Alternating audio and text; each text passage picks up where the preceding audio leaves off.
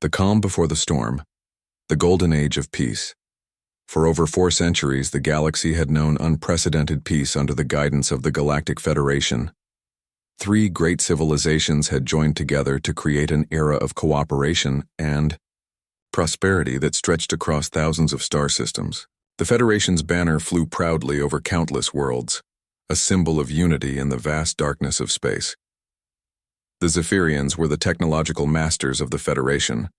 Their crystalline cities floated in zero gravity, powered by energy drawn directly from stellar cores. These beings of pure thought had transcended physical limitations, existing as conscious energy that could manipulate matter at the molecular level. When the Zephyrians spoke, reality itself seemed to bend to their will. Their ships moved without engines, held together by controlled energy fields that could reshape themselves at need. The Quillians served as the Federation's diplomatic corps and peacekeepers. These tall, graceful beings possessed powerful telepathic abilities that allowed them to sense emotions and communicate directly mind to mind. Their pale blue skin shimmed with bioluminescent patterns that reflected their mental state. The Quillians had ended countless conflicts through their ability to understand and calm hostile minds. They believed that all violence stemmed from misunderstanding, and that any species could be reasoned with given enough patience and empathy. The Brontax formed the Federation's protective backbone. Standing nearly 3 meters tall with thick armored hide and massive limbs, they were living fortresses. Their homeworld was a high-gravity planet racked by constant geological upheaval, which had shaped them into beings of incredible endurance and defensive capability. Brontax ships were mobile bastions designed to absorb punishment while protecting others.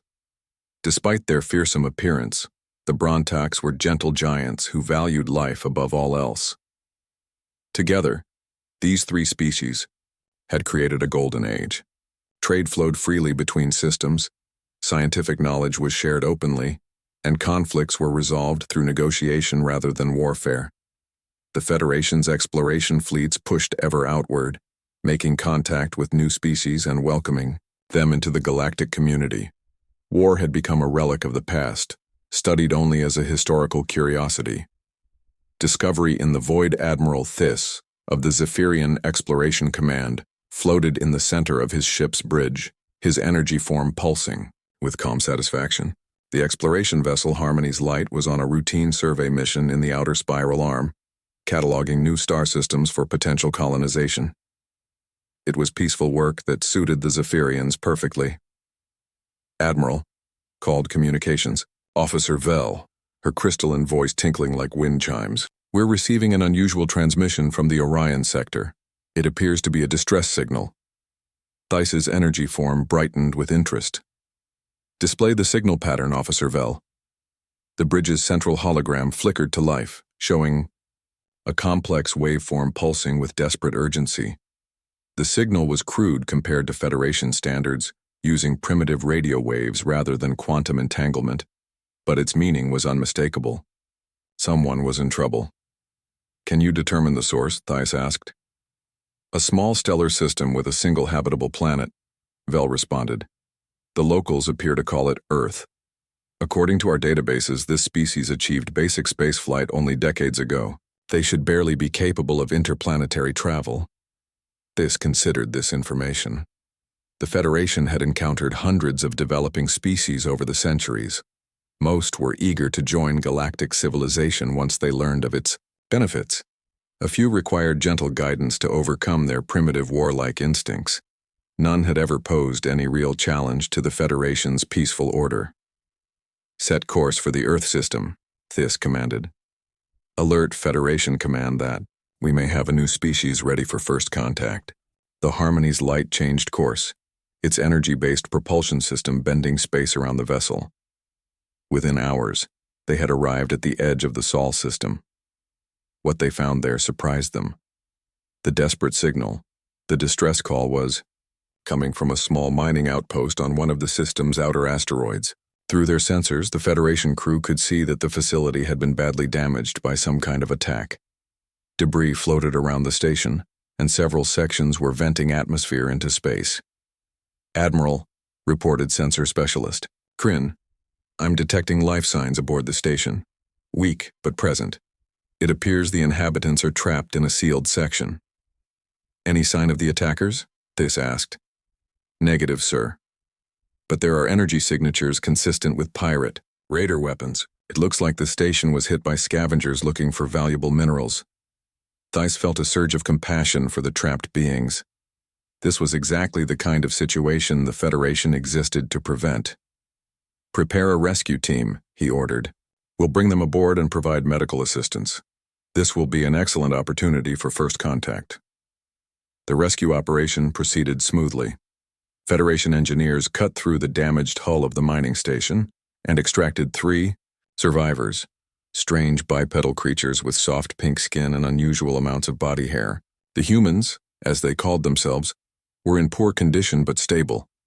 Medical officer Zain reported that their physiology was remarkably similar to several Federation species, making treatment straightforward. They're incredibly resilient, Zain noted with admiration. These beings survived in that damaged station for over a week with minimal life support. Their bodies seemed designed for survival in harsh conditions. The lead human survivor introduced himself as mining foreman Jack Reeves. He was a stocky middle-aged man with gray hair and weathered hands that spoke of a lifetime of hard labor. Through the universal translator, he explained what had happened to their outpost. Pirates hit us 3 days ago, Reeves said, his voice rough with exhaustion. Came out of nowhere with military-grade weapons. We held them off as long as we could, but they were too well armed, took everything valuable and left us to die. Thais found himself moved by the human story. Here was a species just beginning to explore space, already falling victim to the galaxy's predators. The Federation had arrived just in time to save them from a terrible fate. You are safe now, Thess assured Reeves through the translator. The Galactic Federation protects all peaceful species. We will escort you back to your homeworld and establish formal diplomatic relations. But as the Harmony's light approached Earth, something unexpected happened. Instead of the grateful welcome Thess had anticipated, Earth's response was immediate and hostile. First contact goes wrong, Admiral, Vel called out in alarm. We're being targeted by defensive satellites around the planet. They're demanding we identify ourselves and state our intentions. Thais was puzzled. Most primitive species were awed by their first sight of advanced Federation technology. These humans seemed ready to fight. Open communications, he ordered. Let me speak to their leaders. The main screen flickered to life, showing a stern-faced human woman in what appeared to be a military uniform. Behind her, Thess could see a command center buzzing with activity. This is Admiral Sarah Chen of Earth Defense Command, the woman said coldly. You are in violation of Earth's sovereign space. Identify yourselves immediately or be fired upon. Thess was taken aback by the hostility, but maintained his diplomatic composure. Greetings, Admiral Chen. I am Admiral Thess of the Galactic Federation. We rescued some of your people from a damaged mining station and wish to return them safely to your world. Admiral Chen's expression didn't soften. Prove it. Show us our people. Thais gestured, and the camera view shifted to show the 3 human survivors in the ship's medical bay. All 3 were awake and being treated by Federation medical staff. Jack! Admiral Chen exclaimed, recognizing mining foreman Reeves. Are you all right? We're fine, Admiral, Reeves replied. These aliens saved our lives, but there's something you need to know about the pirates who attacked us. Before Reeves could finish speaking, Quillian diplomat Mindel stepped into the camera view. As was natural for her species, she reached out with her telepathic abilities to sense the emotional state of the humans she was communicating with. It was an automatic gesture, like a human reading facial expressions. The effect on the Earth Command Center was immediate and explosive. They're in our heads, someone shouted off camera. Admiral Chen's face went white with rage and fear. Hostile, telepathic contact. Chen barked into her communicator. All stations, red alert. Prepare for mental invasion. Wait, Thais called out desperately. This is a misunderstanding. Diplomat Mindel was only trying to, but it was too late. The communication link went dead and the Federation ship found itself surrounded by a growing swarm of Earth's defensive satellites and patrol craft. The point of no return, what followed? was a tragedy of misunderstanding that would change the galaxy forever. The humans, having no experience with telepathic species, interpreted Mindle's gentle mental touch as an attack. Their military, trained to defend against any threat, reacted with swift and brutal efficiency. Earth's forces opened fire without warning. Primitive but effective missile strikes hammered the Harmony's light's shields, while smaller craft moved to surround the Federation vessel. The attack was coordinated and professional, nothing like the panicked response of a primitive species. "Admiral!" Kryn called out as the ship shuddered under the barrage. "These humans are using advanced targeting systems. Their weapons are crude but precisely aimed. They know exactly where to hit us for maximum effect." Thais watched in growing horror as more human ships appeared from concealment. These weren't the simple spacecraft he had expected from a species that had only recently achieved spaceflight. The vessels were angular, heavily armed, and moved with the precision of a military formation that had trained for exactly this situation. "How many ships do they have?" Thais asked. "Unknown, sir. They keep appearing from asteroid belts and lunar bases. It's as if they've been preparing for this moment for years. The Federation ship tried to withdraw, but the humans were ready for that too. Long-range missiles streaked out from hidden launch platforms, forcing the Harmony's light to maneuver, desperately to avoid destruction. It became clear that escape was impossible. "Sir," Communications Officer Vel reported with barely controlled panic. "The humans are demanding our surrender. They want all Federation personnel to prepare for boarding and interrogation." Thais felt his energy form dim with despair. In 4 centuries of Federation expansion, nothing like this had ever happened. They had encountered aggressive species before, but none that had been so obviously prepared for contact with advanced aliens. These humans had been waiting, watching, and planning. The boarding action that followed was swift and professional. Human soldiers in powered armor cut through the Federation ship's hull with military precision. They moved like veterans of countless battles, their weapons held ready and their formations tight. Within minutes, the entire Federation crew was in human custody. As Admiral Thys was led away by his captors, he heard Admiral Chen's voice echoing through the ship's corridors. "Get me a direct line to Federation Command.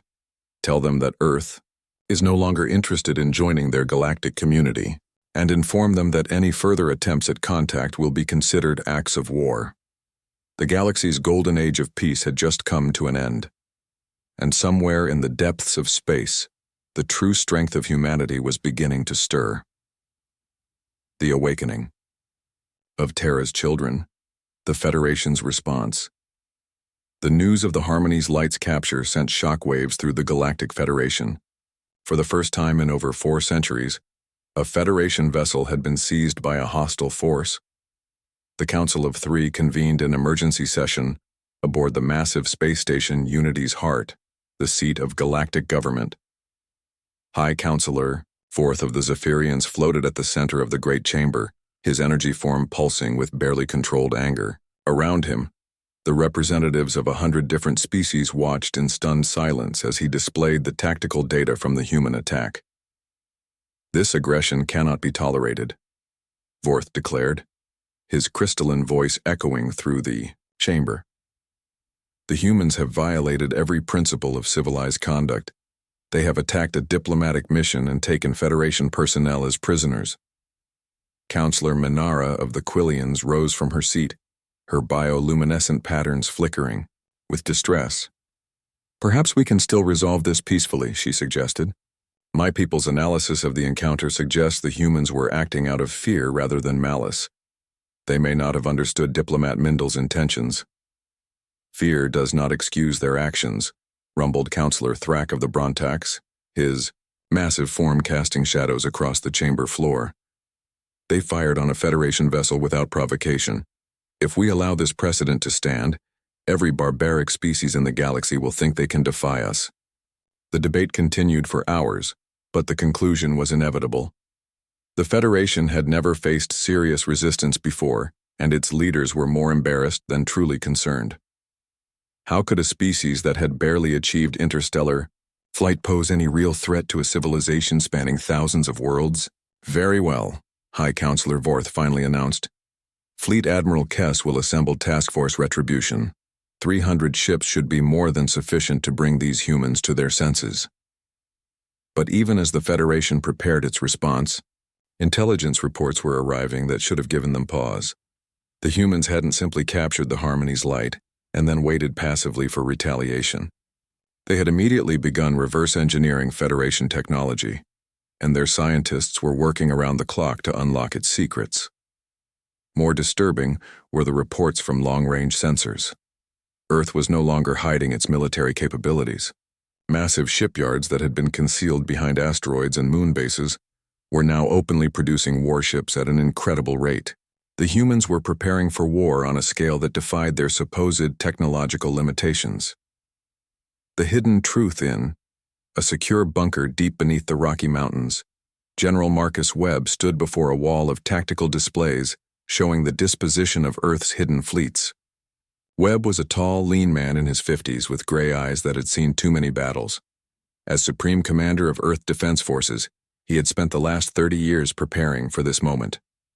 "How long until the alien fleet arrives?" he asked. His Chief of Staff, Colonel Elena Vasquez.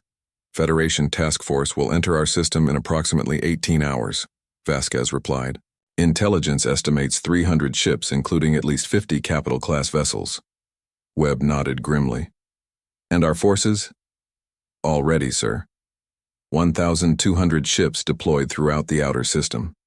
The Saturn defense grid is fully operational, and the asteroid belt stations are armed and waiting." Webb allowed himself a cold smile. The aliens thought they were dealing with a primitive species that had stumbled into spaceflight by accident. They had no idea that humans had been preparing for this encounter for over a century. The truth was that Earth's first contact with aliens had occurred in secret nearly 200 years ago, when a crashed Vorthak scout ship had been recovered from the depths of Lake Baikal. The Vorthaks were a minor species that had been enslaved by the Federation centuries earlier, their homeworld stripped of resources, and their people scattered across the galaxy as laborers. The dying Vorthak pilot had lived long enough to warn Earth's scientists about the Federation's true nature. Despite their peaceful rhetoric, the three major species were galactic imperialists who expanded their territory by absorbing primitive civilizations. Species that submitted willingly were treated as junior partners. Those that resisted were conquered and enslaved. "They will come to you with gifts and promises," the Vorthak had gasped with his final breath. "They will offer you the stars. But once you accept, you will never be free. Prepare for war, children of Earth. It is the only way." Earth's governments had taken that warning to heart. For 2 centuries, humanity had developed its technology in secret while presenting a facade of primitive spaceflight to any aliens who might be watching. They had built their fleets in hidden shipyards, trained their soldiers in underground facilities, and waited for the day when the Federation would finally come. "Sir," Colonel Vasquez said quietly, "our analysis of the captured Federation vessel is complete. Their technology is impressive, but it has weaknesses we can exploit." Webb turned to study the technical readouts. The Federation's energy-based weapons were powerful, but required significant charging time between shots. Their shields were designed to deflect energy attacks, but were vulnerable to kinetic impacts. Most importantly, their ships were built for exploration and diplomacy, not warfare. They were fast and maneuverable, but lightly armored. "They've been at peace for so long they've forgotten how to fight a real war," Webb observed. "That's going to be their downfall." The battle begins. Fleet Admiral Kess stood on the bridge of the Federation flagship Eternal Peace, a massive vessel that embodied the best of 3 civilizations' technology. The ship's Zephyrian energy core provided unlimited power. Its Quillian neural networks allowed for instantaneous communication, and its Brontak defensive systems could withstand the explosion of a small star. Around the flagship, 300 Federation ships moved in perfect formation through hyperspace. It was the largest fleet assembled since the Unification Wars 4 centuries ago, and Admiral Kess was confident it would be more than sufficient to deal with the human problem. "Approaching the Sol system," reported Navigation Officer Thane, "dropping to sublight in 3, 2, 1, now." The Federation fleet emerged from hyperspace at the edge of the solar system, their ships gleaming in the light of the distant sun. Admiral Kess expected to find a handful of primitive human vessels waiting in defensive positions around their homeworld. Instead, his sensors detected something impossible. "Admiral," called sensor specialist Irin, her voice tight with disbelief, "I'm reading over 1,000 contacts throughout the system. They're everywhere, hidden behind asteroids, lurking in planetary shadows, concealed within the rings of the gas giants." Admiral Kess studied the tactical display with growing unease. The human fleet wasn't concentrated around Earth as he had expected. Instead, it was deployed in a complex three-dimensional formation that spanned the entire solar system. This wasn't the desperate last stand of a primitive species. This was the work of military strategists who understood space warfare. "Open communications," Kess ordered. "Let me speak to their leaders." The response came immediately, and it wasn't what the Admiral had expected. Instead of a panicked plea for negotiations, the human transmission was cold and professional. "This is Admiral Rebecca Torres of the Earth Defense Forces," said a stern-faced woman in military uniform. "You have violated Earth's sovereign space with an invasion fleet. You have 60 seconds to begin immediate withdrawal, or we will consider this an act of war." Admiral Kess was stunned by the human's audacity. "Admiral Torres, I am Fleet Admiral Kess of the Galactic Federation. You are harboring the crew of a Federation vessel taken by force. Surrender our people immediately, and we may yet resolve this peacefully." Torres's expression didn't change.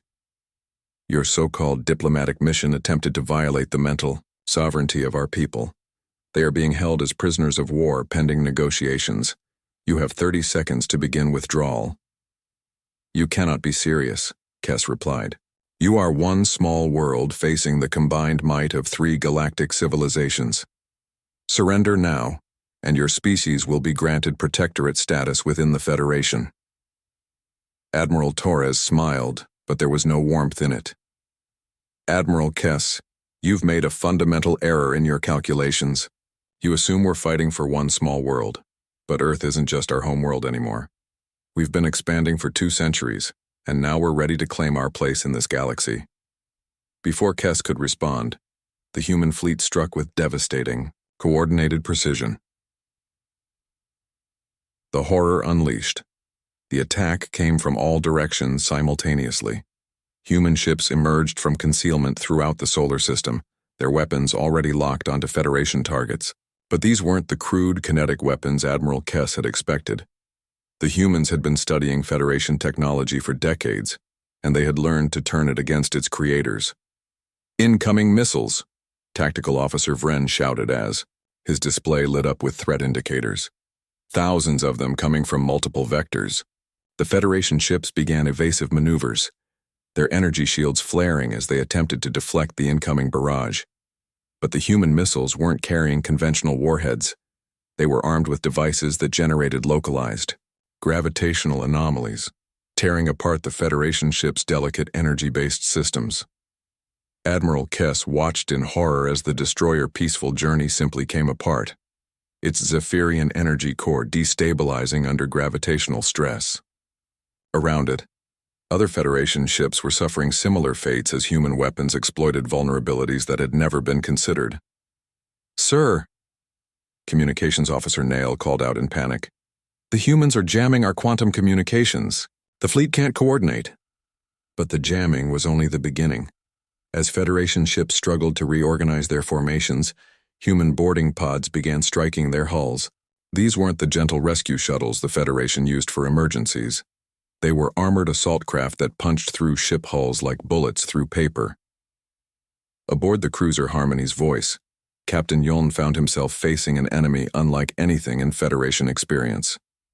The human boarding parties moved through his ship's corridors like predators, their powered armor allowing them to fight in vacuum when they deliberately breached the hull. They showed no mercy, no interest in negotiation. They simply killed, or captured everyone in their path. "These creatures fight like demons." Yuln gasped into his communicator before a human soldier's weapon cut him down. The battle raged for hours, but the outcome was never in doubt. The Federation fleet had been designed for policing actions against primitive species. not warfare against an enemy that had spent 2 centuries preparing for this exact confrontation. Human ships swarmed around their formation like wolves attacking a herd, picking off isolated vessels and disappearing back into the asteroid belts before the Federation could respond. The nightmare spreads as news of the Federation's defeat reached other systems. Panic began to spread throughout galactic civilization. The impossible had happened. A primitive species had not only resisted Federation authority, but had completely destroyed the largest fleet assembled in 4 centuries. But the humans weren't content with simply defending their homeworld. Within days of their victory, human fleets began appearing throughout Federation space. They struck without warning, targeting military installations and government facilities with surgical precision. Their ships moved through hyperspace using stolen Federation technology, but their tactics were pure human innovation. On the Quillian, homeworld of Mindara Prime, Counselor Rylan watched the orbital defense platforms explode one by one as human ships systematically destroyed them. The attackers made no attempt to communicate, showed no interest in negotiation. They simply eliminated the planet's defenses and moved on to the next target. They're not trying to conquer us, Rylan realized with growing horror. They're eliminating our ability to fight back. They're preparing for something much larger. The truth was even worse than the Quillians could imagine. The humans had learned from their captured Federation prisoners that dozens of species throughout the galaxy were living under Federation rule against their will. These oppressed peoples were beginning to receive secret communications from Earth, offering them weapons and military support in exchange for their allegiance. General Webb stood in his command center, watching as red markers appeared on the galactic map. Each marker represented a species that had declared independence from the Federation and requested Earth's protection. The number was growing every day. The Federation kept the peace through fear and superior technology. Webb observed to his staff. Take away their technological advantage and their entire system collapses. But Webb knew the real war was just beginning. The Federation still controlled thousands of worlds and commanded the loyalty of billions of beings. When they recovered from the shock of their initial defeats, they would return with everything they had.